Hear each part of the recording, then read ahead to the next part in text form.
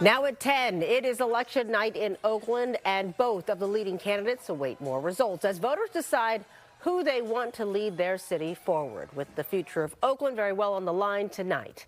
Good evening. I'm Claudine Wong. And I'm Mike Meeback. The race to be the next mayor of Oakland tonight, it is a close one.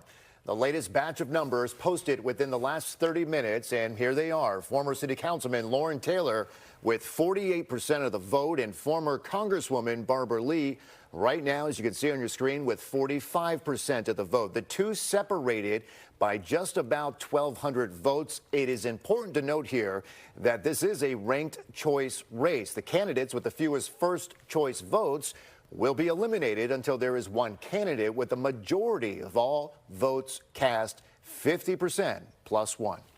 And we are bringing you team coverage on this election night. As you can see in this live picture, there is Barbara Lee speaking to her supporters at her watch party in downtown Oakland. We'll hear more from her in just a moment. But first, we want to begin with KTVU's Amber Lee, who is live at Loren Taylor's watch party. Amber? Good evening, Claudine and Mike. We're inside a high-rise building in downtown Oakland, as you said. And here with me is the candidate himself, Loren Taylor. After 2 rounds, I know it's early, you have a lead. What are your thoughts? Hey, the lead that we see, it's indicative of what we've been hearing on the ground when we've been knocking on doors in people's neighborhoods, in grocery stores. This sense of needing for change that Oaklanders have, that's what's showing up in the polls. They're not standing for business as usual, actually making a vote to fix the problems that we have instead of just keeping things going. And that's what this is about. We've been 250 people, more than 250 people here. This is an Oakland-driven campaign, really fueling these efforts, and excited about being able to step up and seeing those results in the polls. I think in an earlier interview, you told me when Barbara Lee entered the race, it was a surprise to you. Did you shift strategies? What did you do? Look, obviously, being in a race alongside an icon, someone who's been in the political establishment for 50-plus years, yes, that's daunting and definitely significant headwinds. But we knew that Oaklanders were hungry for change, hungry for something new that would solve the problems and not just see those same problems reoccur time and time again.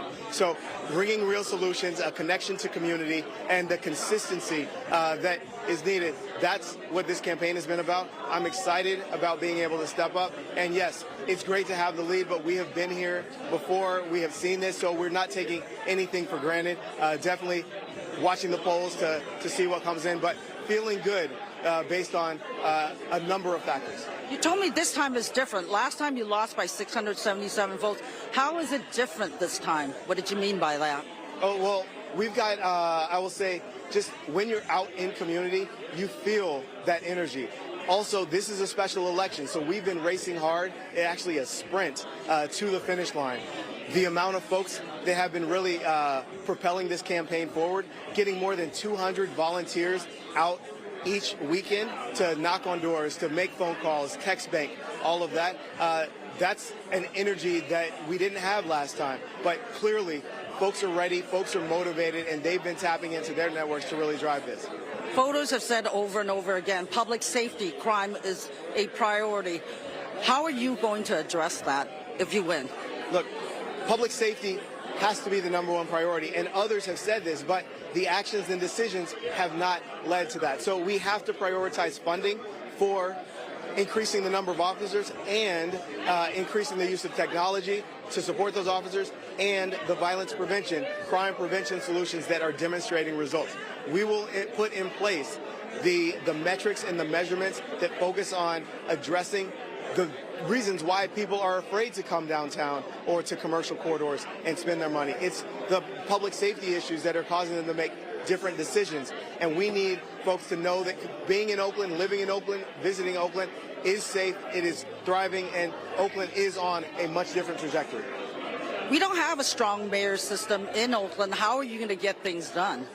Look, the same way that I was able to move things forward as a council member, where I didn't agree all the time with the other council members, but was able to lead on these issues that brought community members from across different parts of the ideological spectrum together. It's engaging deep relationships, regular communications, fighting hard for those win-win solutions where we can understand what's driving, what's motivating, what the needs are, and figure out how we collectively move forward on those shared goals and ideals. Earlier, you mentioned to me that as mayor, even though it's not a strong mayor system, you do have the power to hire and fire a police chief. What are your thoughts on the current police chief? Are you going to keep him? Well, I am going to sit down with the current police chief, and we will have a conversation to understand how we align his motivations, and I will evaluate based on that conversation as well as, understanding how other things have played out while he has been in service. So it's not, I don't have an answer for you on that, but I look forward to really getting to know him and the other options that might be available. Thanks for taking the time to join us. Thank you, Loren. Thank you. Again, the party over here, you could see how crowded. It's still pretty crowded. 250 supporters of all ages, but it is a younger crowd largely. And there's a lot of excitement with the early leads. Everyone acknowledges it is an early lead, but they'll take it. Reporting live from Oakland, Amber Lee, back to you. All right, thank you, Amber. All right, let's stay in downtown Oakland and now go down to Barbara Lee's watch party where she just wrapped up speaking to her supporters. KTVU's Greg Lee standing by with the former Congresswoman. What did she have to say, Greg? Yeah, Claudine, Mike, good evening to you. The Congresswoman just wrapped up her remarks. Congresswoman, tell me how you're feeling tonight. Yeah, I'm very excited tonight. Look, this is Oakland. And being here with our supporters, our volunteers, people who've helped during this campaign, warms my heart. This is about love life in Oakland. It's about meeting these challenges and moving forward with the opportunities. And the beauty of Oakland needs to be remembered and highlighted and honored.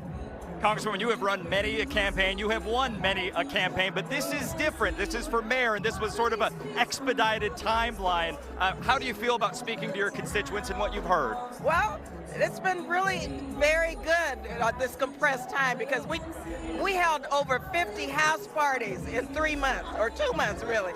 We had 15 fundraisers. Everywhere I go, people are talking about public safety, the affordability of housing and our unsheltered population and blight, good governance, accountability and transparency, and economic development and jobs. And that gave me a lot of hope that if I am so fortunate as to be the mayor, we can pull this city together with people with different points of views living in different parts of the city to really find common ground to move this city forward. You know, it's always been talked about how divisive the city can be. And I'm so proud to have had the endorsement of the majority of the city council members, Senator Jesse Arreguin, Public Safety Chair of the State Senate, of Buffy Wicks, Assembly Member, Chair of the Appropriations Committee, of Assembly Member Mia Bonta, Chair of the Health Committee, 7 former mayors and city administrators. But that says a lot about how I want to govern, to have allies and partnerships and people who really get it and who want to make life better for everyone in Oakland. Congresswoman, last question. You addressed some of your critics tonight that said Oakland needed new blood, and you talked about your experience and why that's important. What's your overarching message for that? Yeah, my message is when you look at Oakland, we have an intergenerational movement. You look at Maximus, he was elected and what represents 34,000 people with the Oakland Unified School District. When you look at the Martin Luther King Jr. Freedom Center, which I founded with L.U. Harris, when you look at Congresswoman Latifah Simon, when you look at State Representative Justin Jones, who's now in Tennessee, who's one of the Tennessee Three who they expelled, speaking out against gun violence. All these people and more were my mentees. They were people who I was able to bring along. I have thousands of young people, a bench so long, and it makes me very excited to have them in this campaign because they know this is about their future, and they know me, and they know I'm going to work to deliver for them. Congresswoman, thank you so much for your time. People talked about this race being a shoo-in for you and it being closer than you thought. That's what people said. Look, I know better than that. I know I have to work. I've always had to work for each and every vote. So I never thought that's I don't know who said that. But whoever said it was wrong because that's not how I saw it. I've had 50 house parties, 15 fundraisers, so we're working hard for every vote. Guys, you heard from the Congresswoman as she gets her message out to her voters. and she continues to tell them to wait as these votes are counted. Obviously, a very busy and a very hectic party, but it has been a very busy time for this campaign and in this race. We'll send it back to you. All right, Greg Lee, and certainly nice to hear from the Congresswoman. As she and her opponent have said, it is a long night and maybe some days ahead before we really know how this race will turn out. Thanks so much, Greg. Greg, thank you. We are also monitoring the other two races on the ballot tonight in Oakland. The race for City Council District 2.